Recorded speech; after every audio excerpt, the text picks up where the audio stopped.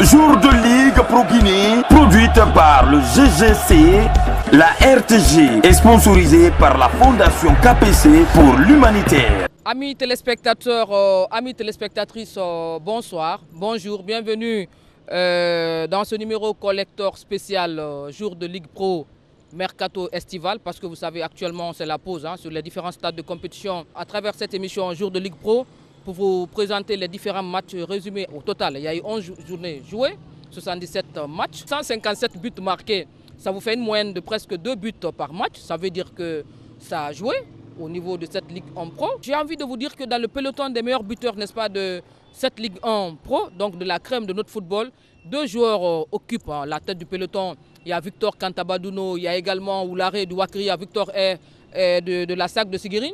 Et puis dans ce même peloton, un autre joueur qui est vraiment notre joueur coup de cœur, c'est Sekou Keita Balotelli. Il est du Milo FC de Cancan avec 5 réalisations. Les premiers ont 6 réalisations. Vous aurez d'ailleurs dans les prochains numéros un portrait spécial que nous avons fait sur Sekou Keita Balotelli parce qu'il a eu un parcours atypique. Il est allé dans les mines, sa famille ne voulait pas, comme la plupart des jeunes, mais il a continué, il a forcé. Aujourd'hui, il est d'ailleurs retenu dans l'effectif final pour le 5e CHAN. Le HIC, c'est un peu des stades de quasi vide pour des matchs pourtant de niveau technique dans l'ensemble très appréciable. Je le disais que nos garçons se défendent sur le terrain. Nos entraîneurs également travaillent beaucoup. Il y a eu des chocs, il y a eu des duels, il y a eu des empoignades, il y a eu beaucoup de derbys. Mais le public ne vient pas beaucoup. Pour ce premier numéro ce numéro collector, on va dire comme ça, ce numéro spécial collector de jour de Ligue 1 Pro, mesdames et messieurs, je rappelle quand même que sur ce plateau, je me suis fait accompagner par des spécialistes avertis. À ma droite, vous, c'est à votre gauche, coach Mourinho, Lucien Mara Mourinho, bonsoir. Vous êtes pratiquement un habitué de cette émission. Bonne arrivée et surtout meilleurs vœux pour l'année 2018. Alors, à ma gauche, vous, à votre droite, j'ai le petit Kuntigi Sekouna Kamara, journaliste reporter sportif. Sekouna, bonsoir et meilleurs vœux, bonne arrivée. Merci, bonsoir à toutes et bonsoir à tous. J'ai également l'homme tout-terrain Amadou Labaya Kamara. Amadou Labaya Kamara, pratiquement, il est tout le temps au stade. Tous les jours, je le vois coller les matchs, suivre les différentes rencontres donc, de la Ligue 1 de football. Nous allons d'abord vous proposer les 3 premières journées de cette Ligue 1 Pro. D'abord pour la première journée, la deuxième et la troisième journée.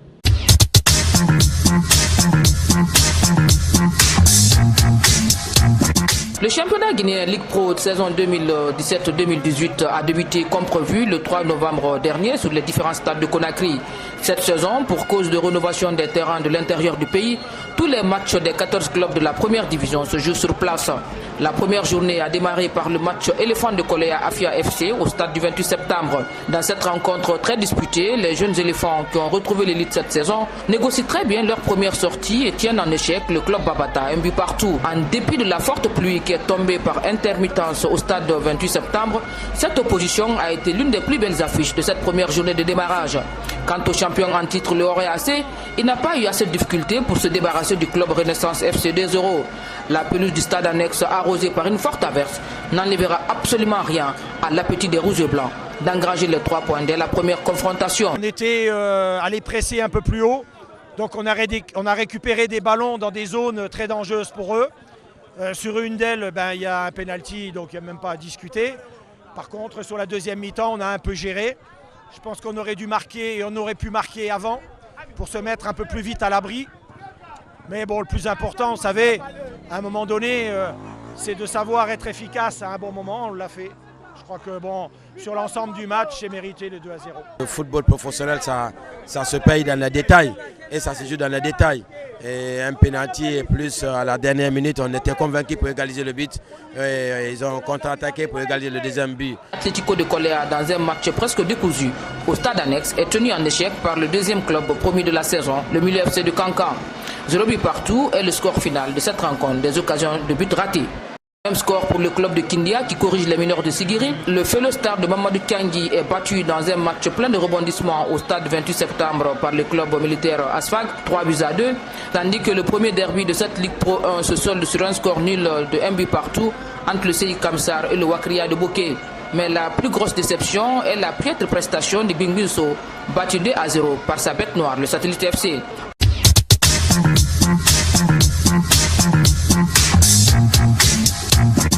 deuxième journée jouée les 6, 7 et 8 novembre démarre avec une affiche alléchante entre le club de Matam et un des clubs de Koléa, les éléphants. Les jeunes éléphants requinqués par leur première prestation jouent de la résistance face au Oroya AC, mais s'inclinent finalement 2-1 à l'issue d'une confrontation très équilibrée.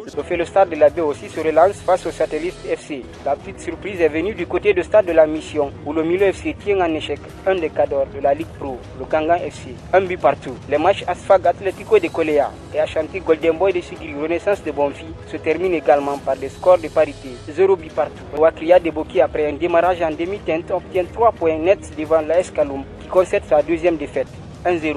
Au terme des 2 premières journées, le Oroya occupe seul la première place avec 6 points. Autre particularité de la deuxième journée, c'est la faiblesse du nombre de buts marqués par rapport à la première. 10 buts inscrits, soit 1,42 par match.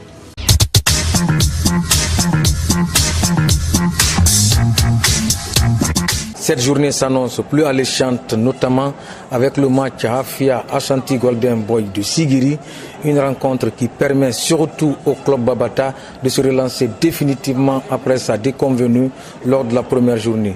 Pour les autres résultats, Renaissance 2 buts partout contre Wakria, et la formation de Milo a joué contre Asfag 0-0. Oroya Athletic Club de Conakry a battu Satellite 1-0. Gangan a joué contre Felustar de l'AB 2-1. Côté statistique, les attaquants ont été moins inspirés. Seulement 9 buts marqués, soit une moyenne de 1,28 par match. À l'issue de cette troisième journée, le classement est le suivant. L'Oroya occupe la première place avec 9 points. Deuxième Gangan 7 points, troisième Hafia 7 points, quatrième Wakria 5 points, cinquième Asfag 5 points, 13e SAG 1 point et l'association sportive de Kaloum 1 point.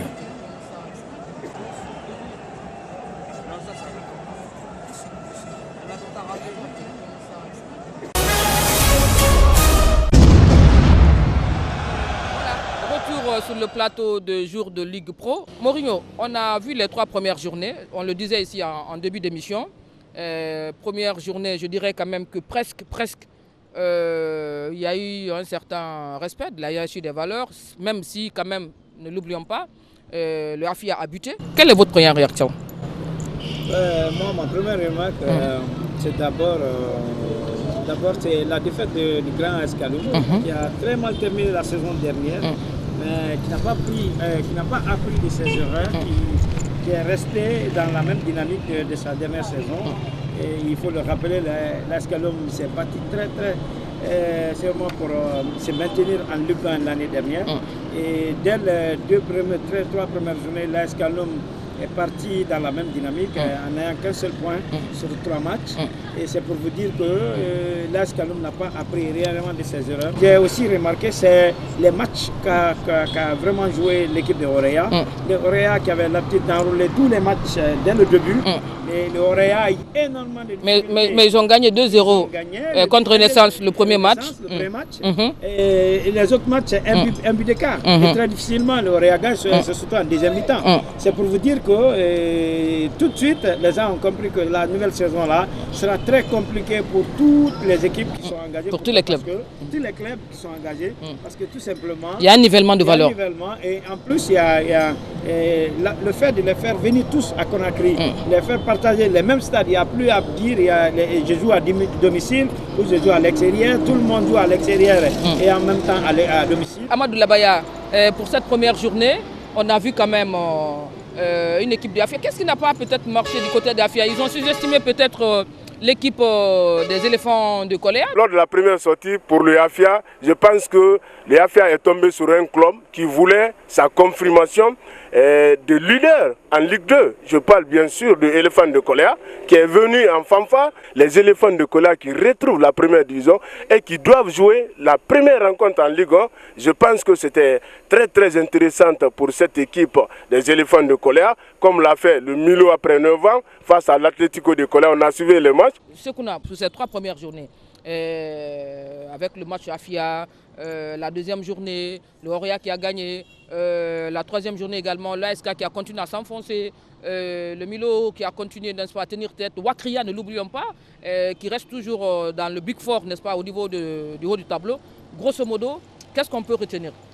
Oui, bon, moi personnellement, j'ai été impressionné par les équipes promues, à savoir les éléphants de Kolaya et le Milo FC de Kankan.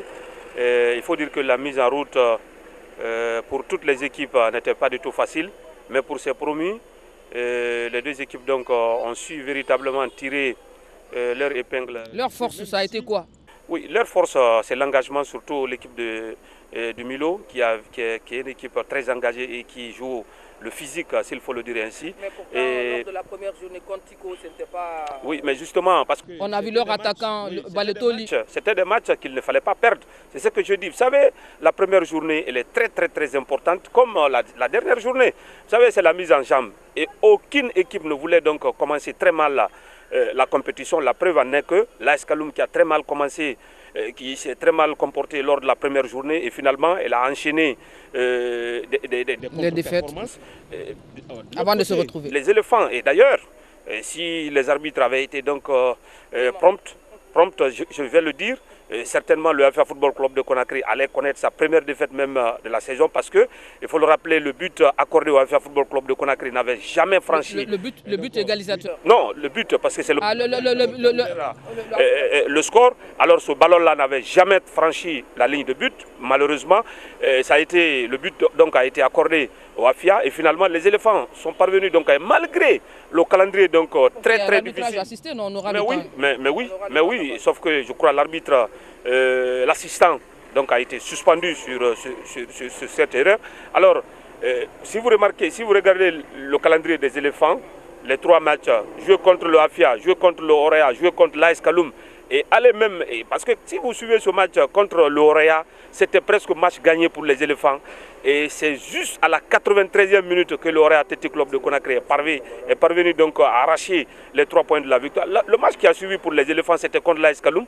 Et même au stade de la mission, les éléphants quand même ont gagné ce match contre l'ASK. Alors le Milo, vous l'avez dit, 3 matchs sans défaite, c'était pour moi... pour les promus, franchement, c'était un exploit. De l'autre côté... Est-ce qu'ils ne se contentaient pas du strict minimum aussi? Parce que moi, alors, contre Tico... Non, je vous le dis, regardez, contre Tico, par exemple, ils pouvaient tuer le match. Mais malheureusement, on a senti une position attentiste un peu de leur attaquant de pointe. Vous savez, dans un match, ça peut toujours arriver. Vous savez, vous avez des temps forts et des temps faibles. Parce que je vous dis, j'ai eu beaucoup plus de temps forts. Vous ne parvenez pas donc à matérialiser, à être réaliste. Ça peut vous rattraper, et moi je crois que c'est... C'est ce que je dis. Quand on a vu... en ce sens. On est pris par le temps pour ce premier numéro, et nous allons clore ce premier numéro ici, continuer le débat avec mes invités, tout en rappelant qu'à la coordination générale, Oumar Touré, le bon Alpha Omar Diallo, Marco, Ndiaye, Ahmed, Keita, Moussa, Kankou, Dafé, tout ce beau monde est là pour vous permettre, n'est-ce pas, de vous donner la meilleure émission possible. Merci au partenariat groupe Guico Presse, Fondation KPC pour l'humanitaire et surtout la Ligue guinéenne de football professionnel. Soutenons le football local, soutenons, n'est-ce pas, ces garçons. Ils jouent très bien au stade. Notre championnat n'a rien à voir avec ce que nous voyons à côté, mais il faut que les gens viennent justement au stade du 28 septembre, au stade de la mission, au stade annexe. Je vous dis que ça joue très bien. Il y a des duels, il y a des chocs, il y a des derbys. Il y a tout simplement des matchs très pleins. Venez, vous n'allez vraiment pas vous décourager. En tout cas, nous, on est là pour vous donner la meilleure quintessence possible, les meilleurs résultats possibles. Merci donc à mes invités. On se retrouve sur le deuxième plateau, toujours pour parler des prochaines journées, c'est-à-dire la 4e, la 5e, la 6e et la 7e journée.